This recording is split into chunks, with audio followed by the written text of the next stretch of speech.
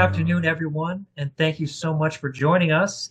We're very excited to have everyone here today. As today, we're going to be talking about the Pay Transparency Challenge, how your organization can tackle it, what's expected of your organization and company, and how to stay on the right side of legislation. As you can imagine, this is a hotly debated topic and one that is certainly on the thoughts and minds of many people, with many articles and posts written about it. Well, today we're going to get into the brass tacks of it a little bit more, talk about what it means for you and your company, as well as you as an employee. Just a brief disclaimer, today's webinar is meant to be informational. We're just going to talk today about the legislation itself and what it means for businesses in general. My name is Charles Miller, I'm a partner here at the firm. I'm also joined by my friend and colleague, Madison Shilver. She's also a partner at the firm. She'll be assisting here as well as sitting in the hot seat to answer all of your questions. So very happy to have her here with me. And as for who we are as a whole, we are Achkar Law. So we're a litigation specialty firm who specializes not only in litigation, but how to avoid it in the first place. Pay transparency legislation. What is the purpose of it? Where did it come from? The purpose of the Pay Transparency Act and this legislation is to promote gender equality. That was the social issue this legislation was meant to tackle. As you know, there's been many studies and reports about there being a gender wage gap. We're all quite familiar with it. Then being that on average, women make 89 cents for every dollar that men make. The purpose of this legislation was to promote gender equality and reduce any sort of bias that might be there. The purpose and the way that they tackled that was to actually increase disclosure, to actually pull back the veil on the wages being offered and what sort of pay are being promoted for individual roles, to reduce any sort of potential for someone to be taken advantage of, with the idea that they're probably not going to be offered the same amount of money that perhaps a man would have been offered, or just in general. And we'll get into that a little bit more.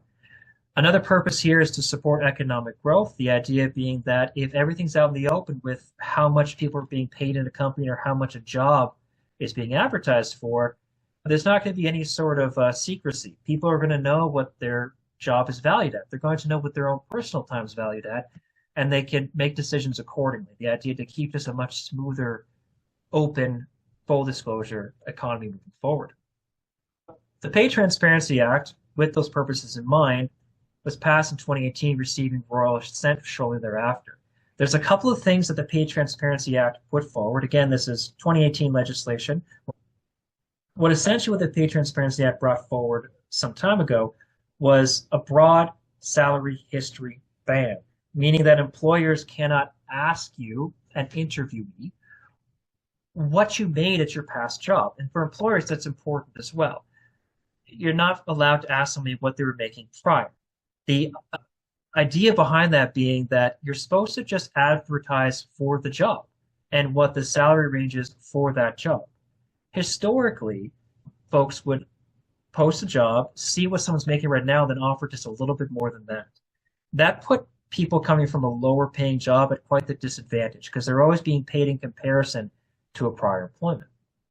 Well, the salary history ban was meant to target that and prevent it, essentially to lay out that just pose the salary range for this job, not in comparison to what they had before, but in what they're being asked to do now. The next one is a mandatory pay disclosure. So any sort of job posting now actually has to put an expected compensation salary range, which has been an interesting one, and one that, although it's legislatively expected and put forward, is one that's not actually always followed. In fact, it's supposed to be for anybody who has 100 or more employees. Again, that changed. You'll see why. But we're traditionally used to, seeing a job and applying for it, and then kind of being told in the interview what the expected compensation salary range was. Well, now you're expected to actually disclose that up front so that people know what they're applying for and what the range is, and there's no illusion or no secrecy about what their time is going to be worth. One other thing I wanted to touch base on here is that there's also within the Pay Transparency Act anti-retaliation protections, meaning that if your employees start asking each other what each person's making, you are prohibited from penalizing that person. So there's no punishment or threats or suspensions or any sort of other retaliation. If some of your employees start to cross-reference who's making what, or if they openly ask what someone's making or offer what they're making, the purpose is that the Pay Transparency Act wanted to completely remove the veil and secrecy of what each person was making. They wanted to be well out in the open so that everyone could make so everyone kind of knew that they were all making either a fair amount in comparison to someone in the same role, or that they understood why someone might be making a little bit more than them. And so the anti-retaliation protections is to allow employees to do that without fear of reprimand, which it is an interesting approach because, with social customs, it's a little unusual to ask somebody what their salary is. But with the act and legislation, they're trying to do away with that to make it a little bit more out in the open so the veil of secrecy is gone. We're going to talk about some of the new changes coming into place. And so for that, my colleague Madison, she's going to take over. Hi, thanks, Charlie. Now we're going to talk about some upcoming changes that we're going to see in the Employment Standards Act. Most of you should be hopefully familiar with the Employment Standards Act 2000. It sets out the minimum standards most employers have to follow. So there's two bills that are currently in the works, and they are going to be, or some of the terms are going to come into effect next year, January 1st, 2026, and not all of them are about pay transparency, so we're not going to cover everything today.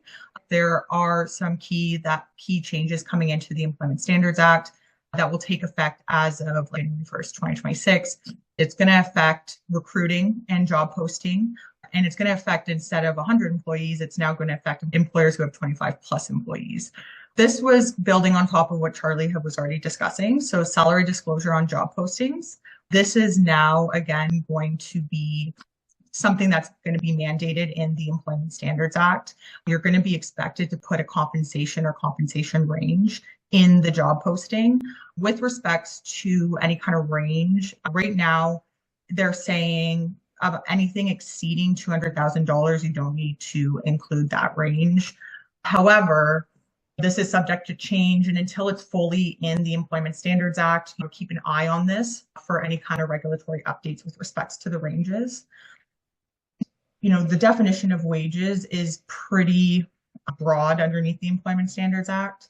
So it can include all forms of monetary compensation. My one note would be commissions. If there's an expected commissions range, just because commissions are generally considered wages for the purpose of the Employment Standards Act. Another big thing that's going to be coming out with these bills and going to be put into the Employment Standards Act is disclosure of AI if you're going to be using this as a screening process. Now, I'm not going to touch on this too much today because we actually have a webinar coming up in July on AI in the workplace.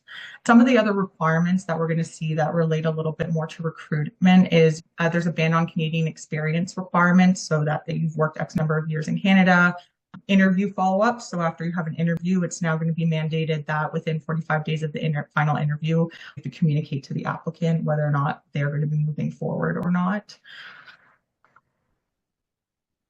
So how these changes, specifically the new ones that are going to be coming into the Employment Standards Act, affect employers is you have to adjust your job descriptions with these new transparency requirements. Compliance and penalties too. So again, there are penalties for not following this. They can vary. Obviously, we don't have a direct range or what to expect because these aren't enforced in effect. But preparing for compliance can look anything like reviewing your compensation structures you have currently, update hiring processes, enhancing your record keeping and practices, and educating your hiring team, which is probably one of the most important steps you can do, is educating your hiring team. Just kind of leading into this and things that you can expect, developing a strategy, looking at your current practices and making sure you're adjusting those, communicating effectively with your hiring team, and monitoring legal updates. So obviously adopting a transparency in your job postings and pay practices are going to enhance your reputation and minimize legal risk. To monitor this, staying in touch with an employment lawyer is key. And so it's essential to ensure compliance. And so would recommend either maybe once a year checking in with an employment lawyer, because these changes can be new. They can come up and you may not be aware of them if you're not looking for them. Thank you for that, Madison. So we actually have, as we expected, quite a few questions. One of the first questions that, and this requirement is for organizations with how many employees? Right. So with respects to the new changes coming in for job posting, that's going to be 25 plus employees. Anything under the Pay Transparency Act would be 100 plus. For salary ranges criteria, such as max range, does it apply to certain salary groups, or is there a difference depending on which salary groups you're in? Sure, yeah. So that kind of comes down to that $200,000 range that I had mentioned. Like I said, that could still be subject to change based on the regulation. Just, the wording of the bills right now just say it's based on regulation. So until we see that come into full force and effect, I would assume right now it's anything over 200,000. You don't need to list that range. However, anything below 200,000, you would need to list that range. Would that include non-discretionary bonuses as well? Compensation can include bonuses. That's under the Employment Standards Act. To get into the nuances of that, I'm not sure we're going to have time today, but that is definitely a good reason to talk with a lawyer depending on the wording of your contract, because there's quite a bit of case law regarding how discretionary your bonus is and whether it would be covered under the Employment Standards Act and not be included in wages, or if it is included in wages. And are employers with 25 or fewer employees exempt from these legislation? Yeah, yeah, you would be, because if you have less than 25 employees, then you wouldn't hit that threshold that would trigger the obligation. This 200,000 cap, does it also include discretionary bonuses where it's Yeah, kind of up to the so employer to yeah, decide? just back to what I already answered. So that's really going to depend on the wording of your contract. Because realistically speaking, if it's a discretionary bonus, then it wouldn't be considered a wage as long as it fits within that legal definition. I would need to see the phrasing of your terms in your employment agreement to tell you whether or not you may be, again, it may be caught in that or not. But generally speaking, discretionary bonuses don't form part of wages under the Employment Standards Act, but you definitely would want to get that reviewed, your contract reviewed by an employment lawyer to make sure you're hitting those kind of three pinnacle points that we see in the case law regarding discretionary bonuses. And how does this legislation impact federally regulated firms? So this is just Ontario-based legislation. We didn't focus on federally regulated employees. So no comment on that right now. So these acts, the Employment Standards Act, if you're federally regulated, you're not governed under the Employment Standards Act, you'd be governed under the Canada Labor Code. And same with the Pay Transparency Act is again an Ontario piece of legislation. So presumably wouldn't cover any federally regulated employees. Yes, and building off of what Madison's saying, the employment contract itself will specify, does this adhere to a certain provincial legislation? So one of the questions here is, does this act applicable to all Canadian jurisdictions? As Madison said, it's Ontario legislation. So it actually just focuses on those contracts that are adherent to Ontario legislation. And a lot of employers can fall either under provincial legislation, either the ESA and some of these applicable ones, or sometimes, depending on your industry, you're actually federally regulated, which means that you're largely not beholden to specifically Ontario-based ones. But as every lawyer will tell you, it's always going to depend. Your circumstances and the way that your industry is worked will indicate whether or not certain legislations are actually going to impact your employers. So it's always best when you're uncertain, speak to your lawyer. They'll review your contract. They'll review what industry you're in to confirm which legislations are applicable, because maybe these Ontario ones aren't applicable, but a lot of federal ones very well might be. And certainly, if you're federally regulated, you have to be mindful of which province you're working in. Just to build off that, Charlie, I saw a question came in that says, is this act applicable to all Canadian jurisdictions? So no, because each province has their own jurisdiction underneath the Constitutional Act. We have Section 91 and 92 that sets out what's federally regulated versus what's provincially regulated. So employment falls in with provincial regulations. And so each province kind of has their own version of the Employment Standards Act. They may have their own version of a Pay Transparency Act. So no, nothing's really applied across the board unless it falls within that federal jurisdiction. So when I talk about the Canada Labor Code regulating federal employees, that all federal employees across Canada would be under the Canada Labor Code.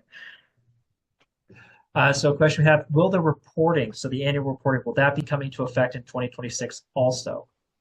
Yeah, so that's another thing that's coming in with respects to recruitment and job postings.